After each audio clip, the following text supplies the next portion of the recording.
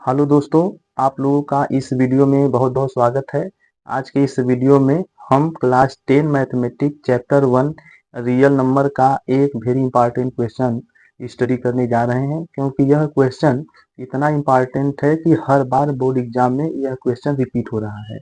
अगर आपने इस क्वेश्चन को पूरा अंत तक देख लिए तो आपका एक प्रश्न बोर्ड एग्जाम के दृष्टि से तैयार हो जाएगा और इस तरह के जितने भी प्रश्न आएंगे आप उसको अच्छे से कर पाएंगे। इसलिए आपसे रिक्वेस्ट है कि वीडियो को अंत तक पूरा वॉच करें, क्योंकि यह क्वेश्चन बहुत इंपॉर्टेंट है। देखिए क्वेश्चन क्या है। So that under root three is irrational number.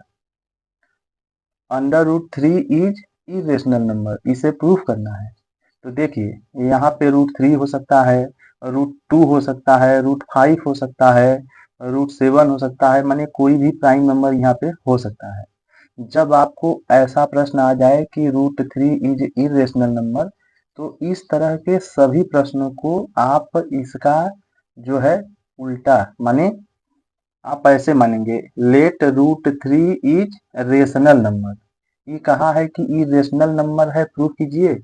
तो आप जो है इसे root three is rational number लिखेंगे। ये लाइन आपको हर बार लिखना है, let root three is rational number. और आप जानते हैं कि कोई भी rational number A by B के रूप में होता है। तो this implies that root three equal to A by B. क्योंकि यह रेशनल नंबर है तो इस रेशनल नंबर को हम इस रूप में लिख सकते हैं, और जहाँ पे ए और बी को प्राइम इंटीजर्स हैं। अब B not equal to zero, यह रेशनल नंबर का जो है पूरा बात लिखा हुआ है। अब क्रॉस मल्टीप्लीकेशन कर देंगे तो रूट थ्री इंटू बी हो जाएगा इक्वल टू ए हो जाएगा। और इसको याद रखिएगा, अंडर रूट थ्री के अंदर नहीं ले जाना है, इसे अंडर रूट थ्री के अंदर नहीं ले जाना है, ये बाहर रहेगा। ठीक, तो ई लाइन क्लियर हो गया। अब आप दोनों साइड का स्क्वायर कर दीजिए, स्क्वायरिंग स्क्वायरिंग बोथ साइड्स। ठीक, स्क्वायरिंग बोथ साइड करेंगे तो क्या होगा, यह देखिए स्क्वायर करने से, जब हम स्क्वायर कर देंगे दोनों साइड का तो इस स्क्वायर पे रूट हट जाएगा, तीन हो जाएगा। यह बी स्क्वायर हो जाएगा equal to A square.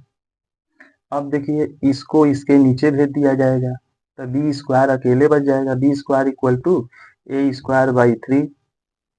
This implies that यह थ्री ए स्क्वायर को डिवाइड कर रहा है, थ्री डिवाइड्स ए स्क्वायर, तो थ्री डिवाइड्स ए। क्यों? क्योंकि एक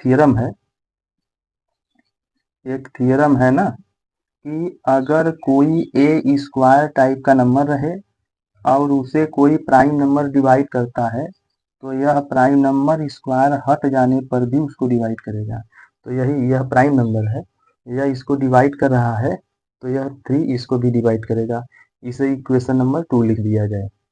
अब देखिए ध्यान से, जब थ्री इसको डिवाइड कर रहा है तो याद रखिएगा इसके प्राइम फैक्टराइजेशन में तीन जरूर रहा होगा। यानी यह थ्री अगर ए को डिवाइड कर रहा है तो ए का रूप जो है थ्री इंटू समथिंग यानी थ्री सी होगा, where C is any integer. तो ए को हम थ्री सी के रूप में लिख सकते हैं। अब क्या करना है, putting the value of A in equation 1। इस ए के वैल्यू को हम इक्वेशन 1 में रख देंगे, जहाँ ए है वहाँ थ्री सी लिखेंगे। देखिए वहाँ पे तो यह हो जाएगा three B square equal to, A की जगह थ्री सी लिख दिया जाएगा, three B square equal to three C square. अब इसका स्क्वायर करेंगे तो यह नाइन सी स्क्वायर हो जाएगा, यह तीन से नाइन कट जाएगा तो यह B square equal to three C square हो जाएगा। थ्री को इसके नीचे भेज देंगे तो बी स्क्वायर अपॉन थ्री हो जाएगा इक्वल टू सी स्क्वायर। तो थ्री डिवाइड्स बी स्क्वायर, तो थ्री आल्सो डिवाइड बी, क्योंकि थियरम है कि अगर बी स्क्वायर को थ्री डिवाइड कर रहा है तो बी को भी थ्री डिवाइड करेगा। तो इस तरह से हमारा इक्वेशन 3 हो गया। अब हम इक्वेशन 2 और 3 को देखेंगे। इक्वेशन 2 में देख रहे हैं कि 3 ए को डिवाइड कर रहा है, यहाँ 3 बी को डिवाइड कर रहा है, तो वही बात लिखा गया है। From equation 2 and 3 we see that 3 divides A and 3 divides B. यानी 3 ए को डिवाइड कर रहा है, बी को डिवाइड कर रहा है। This is contradiction because A and B are coprime. और यह हम लोगों का कंट्राडिक्शन है, ये हम लोगों का गलत चीज आ गया। क्यों? क्योंकि ए और बी को प्राइम है, हम पहले ही मान चुके हैं, लेकिन यहाँ पे 3 ए और बी को डिवाइड कर रहा है और को प्राइम को केवल 1 डिवाइड कर रहा है। यहाँ 3 को ए और बी, 3 जो है ए और बी दोनों को डिवाइड कर रहा है, तो ये तो बात गलत हो गया। तो इसलिए यह क्यों गलती हुआ है? क्योंकि हमने गलत चीज ही मान लिया है, हमने माना है √3 रेशनल है, तो यह गलत चीज है। Thus our supposition is wrong. Therefore √3 is irrational. हमने जो रेशनल माना था वो रेशनल नहीं होगा, बल्कि √3 इज इरेशनल होगा। तो इस तरह से हमारा प्रूफ कंप्लीट हुआ। तो आई होप आपको यह प्रश्न बहुत अच्छे से समझ में आ गया होगा। आप इसको एक बार रिवाइज कर लीजिए, बढ़िया सा देख लीजिए।